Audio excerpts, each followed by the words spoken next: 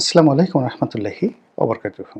সম্মানিত দর্শক, আজকের এই ভিডিওটি বাংলাদেশের সাবেক প্রধানমন্ত্রী শেখ হাসিনার আগামী দিনের রাজনীতি, ভবিষ্যৎ এবং পরিণতি নিয়ে ইতিহাসের আলোকে আলোচনা করার চেষ্টা করব। আপনারা জানেন যে মানুষের যে ভাগ্য, এটির চারটি পরিণতি চারটি ডাইমেনশনে হয়ে থাকে, চতুষ্কোণে হয়ে থাকে। কিছু মানুষ রয়েছে জন্মগতভাবে তারা রাজাবাদশাহ হয়ে জন্ম নেয়। আপনি যত চেষ্টা করেন, এখন চেষ্টা করলে কি আপনি সেই সৌদি আরবের রাজপরিবারের সদস্য হতে পারবেন? মোহাম্মদ বিন সালমান এখন যুবরাজ। তার চেয়ে ১,০০০ গুণ ক্ষমতা আপনার থাকতে পারে, লেখাপড়া থাকতে পারে, প্রজ্ঞা মেধা যোগ্যতা থাকতে পারে, ধীশক্তি থাকতে পারে, কিন্তু আপনি কি সৌদি আরবের যুবরাজ হতে পারবেন? কিংবা বাকিংহাম প্যালেসে এখন যিনি রাজা হিসেবে আছেন, কিং হিসেবে আছেন, চার্লস, তিনি বা তার পুত্র উইলিয়াম, তার মতো কি আপনি হতে পারবেন? নিয়তি আপনাকে সেই জায়গাটা থেকেই যেতে দিচ্ছে। তাহলে বোঝার চেষ্টা করুন, জন্ম আপনাকে অনেক কিছু নির্ধারণ করে দেয়। ২ নম্বর হলো যে আপনার যে ভৌগোলিক অবস্থান। আপনার জন্ম যদি ইউরোপে হয়, আমেরিকাতে হয়, আপনার জন্ম যদি জাপানে হয়, আপনার জন্ম যদি বাংলাদেশে হয়, উগান্ডাতে হয়, বুগান্ডাতে হয়, তাহলে আপনার সেই ভূখণ্ডগত কারণে, ভূমির কারণে, জলবায়ু আবহাওয়ার কারণে, প্রকৃতি এবং পরিবেশের কারণে আপনি যা কিছু অর্জন করেছেন, আপনার শরীর, গায়ের রং, চিন্তা চেতনা, সব কিছু এটা মৃত্যু পর্যন্ত আপনাকে ওই বৃত্তের বাইরে বেরোতে দেবে না। আপনি যত চেষ্টা করেন বাংলাদেশ বসে আপনি ফিদেল ক্যাস্ট্রো বা চে গুয়েভারা হতে পারবেন না। আপনি যত চেষ্টা করেন মিশরের মতো জায়গাতে বসে আপনি বঙ্গবন্ধু শেখ মুজিবুর রহমান হতে পারবেন না। আমাদের দেশে এখানে যেভাবে রঘু ডাকাত রয়েছে, এই রঘু ডাকাতের সঙ্গে আপনি জেমস বন্ডের কখনোই তুলনা করতে পারবেন না। আবার পাক ভারত উপমহাদেশে, বাংলাদেশে আপনি কোনোদিন একজন জেমস বন্ডকে বানাতে পারবেন না। এখানে জেমস বন্ড নামক কোনো চরিত্রকে যদি পুরনো ঢাকাতে ছেড়ে দেওয়া হয়, ১ ঘন্টার মধ্যে পুরনো ঢাকার পরাটা, বিরিয়ানি এগুলো খেয়ে পেট খারাপ হয়ে মরে যাবে, সঙ্গে সঙ্গে জেমস বন্ড মরে যাবে। এই হলো অবস্থা। আবার আমাদের দেশের সেই বিখ্যাত যে রানী ভবানী, ভবানী পাঠক, কিংবা ধরুন সেই যে রঘু ডাকাত, এদেরকে নিয়ে যদি আপনি ইটালিতে ছেড়ে দেন, ১ মিনিটের মধ্যে সে মরে যাবে সঙ্গে সঙ্গে। এই জন্য ভূগোল একটা বিরাট বিষয় মানুষের জীবনের জন্য। এরপর টাইম, সময়, অপরচুনিটি, সময় এবং সুযোগ, এই দুটো ছাড়া আপনার কোনো জ্ঞান, কোনো যোগ্যতা কখনো কাজে আসবে না। অনেক সফলতা কেবলমাত্র সময়ের কারণে ব্যর্থ হয়ে যায়, আর অনেক ব্যর্থতা কেবল সময়ের কারণে সফল হয়ে যায়। শেখ হাসিনার জন্য যেটি ২০০৯ সনে সম্ভব ছিল, ১২ সনে সম্ভব ছিল, সেটি ২০২৫ সনে তার জন্য অসম্ভব হয়ে গিয়েছিল। তারেক রহমান সাহেবের জন্য ২০২৪ সনের আগস্ট মাসের ১৫ তারিখ পর্যন্ত যে ইতিহাস রচনা করার তার সুযোগ ছিল, এটি এখন তিনি চেষ্টা করলেও পারবেন না। ফলে সময় একটা বিরাট ফ্যাক্টর। থার্ড হলো ইতিহাস, ট্র্যাডিশন, ঐতিহ্য, বংশক্রম, ক্রোমোজম, এই জিনিসগুলো আপনার ক্ষেত্রে কিভাবে কাজ করে। অর্থাৎ আপনি যে ভূখণ্ডে আছেন সেই ভূখণ্ডের অতীত ইতিহাস এবং আপনি যে কর্ম করছেন সেই কর্মে পৃথিবীর যে ইতিহাস, সেই ইতিহাসের ধারাবাহিকতা আপনার জন্য অনিবার্য হয়। আপনি এর বাইরে যেতে পারবেন না। বাংলাদেশে বঙ্গবন্ধুর যা অবস্থা হয়েছে, চিলির সালভেদর আলেনদের একই অবস্থা হয়েছে। বঙ্গবন্ধুর যে অবস্থা হয়েছে, মার্শাল টিটোর একই অবস্থা হয়েছে। এর বাইরে যেতে পারেনি। একটা সময় আছে, সেই সময়ের সাথে আপনাকে তাল মেলাতে হয়। তো সেই অর্থে শেখ হাসিনা এই মুহূর্তে কোন পর্যায়ের লোক? তার বন্ধুগুলো ধরেন, নরেন্দ্র মোদী, পুতিন, কাতারের এই যে বর্তমান আমির, সে আমিরের বাবা, বাদশাহ সালমানের যে এখন যে মোহাম্মদ বিন সালমান রয়েছেন, তার বাবা বাদশাহ সালমান, ডোনাল্ড ট্রাম্প, এই মানুষগুলোর কথা বললাম যাদের সঙ্গে তার ভালো সম্পর্ক রয়েছে। এর মধ্যে আরেকজন আছে বর্তমান, যিনি ভুটানের যিনি রাজা, তিনি সজীব ওয়াজেদ জয়ের খুব ঘনিষ্ঠ বন্ধু, ক্লাসমেট। আর তার বাবা শেখ হাসিনার ঘনিষ্ঠ বন্ধু, মানে সাবেক রাজা, ভুটানের সাবেক রাজা। এই যে লিগেসি, এই মানুষগুলোর তকদিরের সাথে, পরিণতির সাথে, যাকে বলা হয় তার লিগেসি এবং তার তকদির নির্ভর করছে। ২ নম্বরে যেটা আছে যে তিনি যে লিগেসি ধারণ করেন, বঙ্গবন্ধু, এটি তার প্রধান পুঁজি। তো বঙ্গবন্ধু লেভেলে তার বন্ধু কারা ছিলেন? Nelson Mandela. তার বন্ধু কারা ছিলেন? যুগোস্লাভিয়ার মার্শাল টিটো। তার বন্ধু কারা ছিলেন? আনোয়ার সাদাত, মিশরের president Anwar Sadat, Fidel Castro. তার বন্ধু ছিলেন ইয়াসির আরাফাত।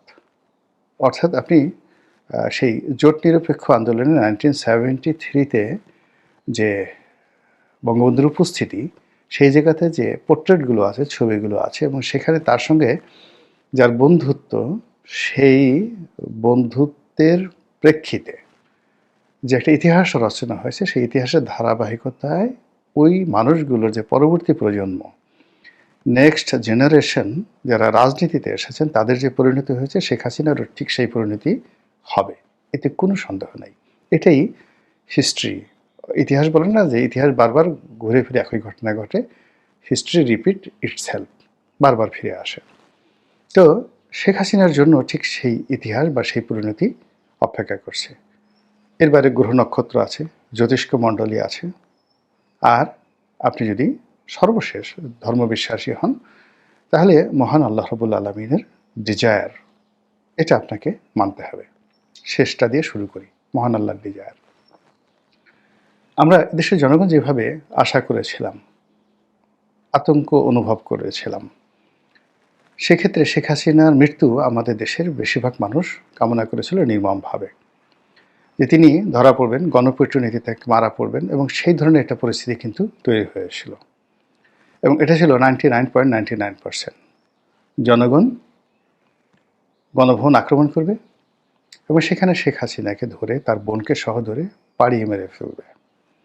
অনেক মানুষ মনে মনে আশা করতেন যে জয়, পুতুল তারাও বাংলাদেশে যখন থাকে, অর্থাৎ কেউ যেন ৭৫-এর 15ই আগস্টে যারা উল্লসিত হয়েছেন, তাদের বক্তব্য হলো যে ওই সময়টিতে শেখ হাসিনা, শেখ রেহানার যে বেঁচে যাওয়াটা, এটা তাদের জন্য একটা অভিশাপ।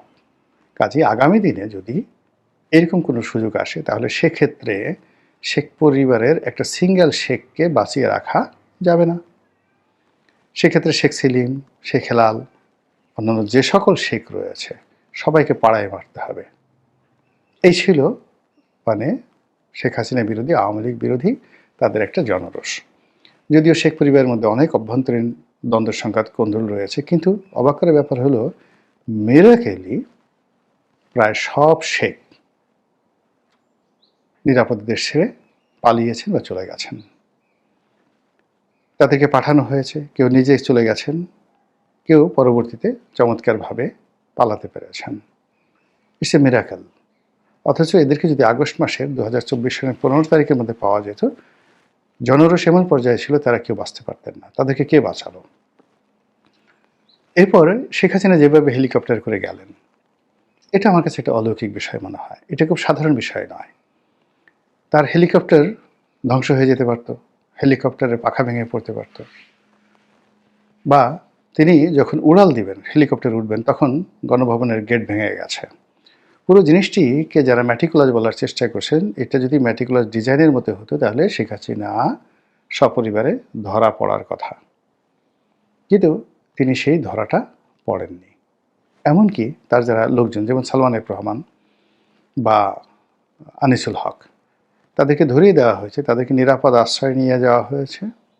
পরবর্তীতে তাদেরকে ধরিয়ে সরকারের জিম্মায়, রাষ্ট্রের জিম্মায় পাঠানো হয়েছে, এখন বিচার চলছে। কিন্তু জনগণ যদি তাদেরকে 15 আগস্ট পেত, বিশ্বাস করেন তাদেরকে মানে টুকরো টুকরো করে ফেলা হতো, রক্ত থেকে মাংস আলাদা করে ফেলা হতো, হাড্ডি গুড্ডি সব এলোমেলো করে দেওয়া হতো। এতটা জনরোষ ছিল। কিন্তু কেন সেটা হলো না? নিঃসন্দেহের মধ্যে কোনো ইঙ্গিত রয়েছে, এবং সেই ইঙ্গিত নিয়েই মূলত এখন আওয়ামী লীগের যারা লোকজন, তারা অলৌকিকতে বিশ্বাস করছে যে শেখ হাসিনা ফিরে আসবেন। যদি তিনি ফিরে না আসতেন তাহলে তিনি বাঁচতেন না। আল্লাহ যে তাকে বাঁচিয়ে রেখেছেন, নিঃসন্দেহে এর মধ্যে আল্লাহর একটা প্ল্যান আছে, গুড প্ল্যান আছে।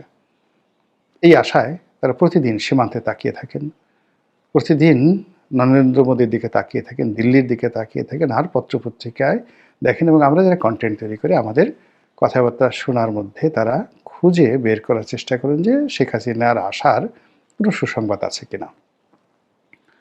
তো এই কাজগুলো শুধু আওয়ামী লীগের লোকজন করছে তা নয়, আওয়ামী লীগের যারা বিরোধী পক্ষ তারাও কিন্তু এই শেখ হাসিনার আগমন, তার তিরোধান, তার ফিরে আসা, এগুলো নিয়ে ভীষণ রকম চিন্তায় আছে। বিবিসি থেকে শুরু করে অন্যান্য যে সকল আন্তর্জাতিক গণমাধ্যম, তারা মানে শেখ হাসিনাকে মাইনাস করছে না কেউ, বরং অনেকে প্রমোট করছে। বিশেষ করে BBC world, BBC India, BBC Bangla, তারা প্রতিদিনই একটা না একটা কন্টেন্ট তৈরি করছেন, যেটা প্রকারান্তে আওয়ামী লীগকে পুনর্বাসিত করছে, শেখ হাসিনার ইমেজ বৃদ্ধি করছে এবং একটা পজিটিভ ধারণা শেখ হাসিনা সম্পর্কে তৈরি করছে। এবং আজকের এই ভিডিওটি যে আমি করছি, এটাও বিবিসির একটা রিপোর্ট দ্বারা আমি অনুপ্রাণিত হই। এখন বিবিসি যে রিপোর্টটি করেছে, সেই রিপোর্ট অনুযায়ী শেখ হাসিনার পরিণতি কী হবে, সেই পরিণতিতে যে কোনো লিখে বুঝতে পারবে যে শেখ হাসিনা ফিরে আসবেন, এই কথাই বিবিসি বোঝানোর চেষ্টা করেছে। তারা খুব সুকৌশলে যারা ক্ষমতাচ্যুত হয়েছে এবং যারা ধরা পড়েছেন, জনতার হাতে ধরা পড়েছেন, তারা সবাই ফাঁসিতে চড়েছেন। এটা তারা সুন্দর করে বুঝিয়ে দিয়েছেন। সেক্ষেত্রে দ্বিতীয় বিশ্বযুদ্ধের শেষ পর্যায়ে যেভাবে সৈনিকদের হাতে ফ্যাসিবাদের জনক বেনিতো মুসোলিনি ধরা পড়লেন, যেভাবে নিকোলাই চাউশেস্কু এবং তার স্ত্রী এলেনা ধরা পড়লেন সেনাবাহিনীর হাতে, তিনিও কিন্তু এভাবে হেলিকপ্টারে করে উড়ে যাচ্ছিলেন। কিন্তু সেই হেলিকপ্টার আবার নামিয়ে ফেলা হয়েছিল মাঝপথে, উড়তে পারেনি, সেনাবাহিনী বিদ্রোহ করেছিল। তো এখন বাংলাদেশের যে এরিয়া, সেই এরিয়ার মধ্যে শেখ হাসিনার হেলিকপ্টারটা একটা নির্দিষ্ট সময় পর্যন্ত ছিল, 2 ঘন্টা 2.5 ঘন্টা। আপনি যদি সীমান্ত এখান থেকে এয়ারপোর্ট পর্যন্ত তাকে যেতে হয়, কয় ঘন্টা সময় লেগেছে, ফ্লাইং টাইম, নামা এবং সেখান থেকে সামরিক বিমানে চড়া এবং সেখান থেকে আবার যাকে বলা হয় ভারতে যাওয়া। এই সময়টার মধ্যে যদি সেনা বিদ্রোহ হতো, এই সময়টার মধ্যে যদি কোনো রাজনৈতিক সিদ্ধান্ত হতো, তাহলে তাকে ফিরিয়ে আনা যেত। সেটা হয়নি। ফলে নিকোলাই চাউশেস্কু এলেনার ক্ষেত্রে যে ঘটনা ঘটছে, সেই ঘটনা শেখ হাসিনার ক্ষেত্রে ঘটেনি, আগামীতেও ঘটবে না। একইভাবে যে ঘটনা ঘটেছে সেই ফ্যাসিবাদের জনক, সেই ইতালির বেনিতো মুসোলিনির ক্ষেত্রে, সেটাও তার ক্ষেত্রে ঘটেনি, তিনি পালা থেকে ধরা পড়েননি। এভাবে বিবিসি আরও 10-12 জনের নাম বলেছে যারা ধরা পড়েছেন এবং মারা গেছেন। সাদ্দাম ধরা পড়েছেন, মারা গেছেন, ফাঁসিতে চড়েছেন। তারপর গাদ্দাফি ধরা পড়েছেন, মারা পড়েছেন। কিন্তু যারা নিরাপদে চলে যেতে পেরেছেন, রেজা শাহ পাহলভি চলে যেতে পেরেছিলেন নিরাপদে। ডাক্তার সান ইয়াত সেন, চীনের কিংবদন্তির নেতা, আধুনিক চীনের সেই প্রথম প্রেসিডেন্ট, তিনিও চলে যেতে পেরেছিলেন, ইংল্যান্ডে পালিয়ে যেতে পেরেছিলেন এবং সেখান থেকে তিনি সেই বিপ্লবের পরে এসে সে প্রথম সেই চীনের প্রেসিডেন্ট হয়েছিলেন, ডাক্তার সান ইয়াত সেন। এখন শেখ হাসিনার জন্য কি পরিণতি অপেক্ষা করছে? তিনি কি সান ইয়াত সেনের মতো ফিরে আসবেন, আবার নতুন করে সবকিছু ইতিহাস তৈরি করবেন, নাকি ইয়াসির আরাফাতের মতো, তার বাবার বন্ধু ইয়াসির আরাফাত যেভাবে তার বিরুদ্ধে মৃত্যুদণ্ড জারি হয়েছিল, তিনি সেই মৃত্যুদণ্ড মাথায় নিয়ে সেই ফিলিস্তিনের অভিসংবাদিত নেতা হয়েছিলেন, নেতা হয়ে ফিরে এসেছিলেন, রাষ্ট্র ক্ষমতায় পেয়েছিলেন এবং নোবেল পুরস্কার পেয়েছিলেন। শেখ হাসিনা কি আরেকটা নোবেল পুরস্কার পাবেন? আমি বলতে পারি না, বিবিসিকে জিজ্ঞাসা করেন। মহান আল্লাহ আমাদের সবাইকে হেদায়েত দান করুন। আসসালামু আলাইকুম রহমতুল্লাহি ওয়া বারাকাতুহু।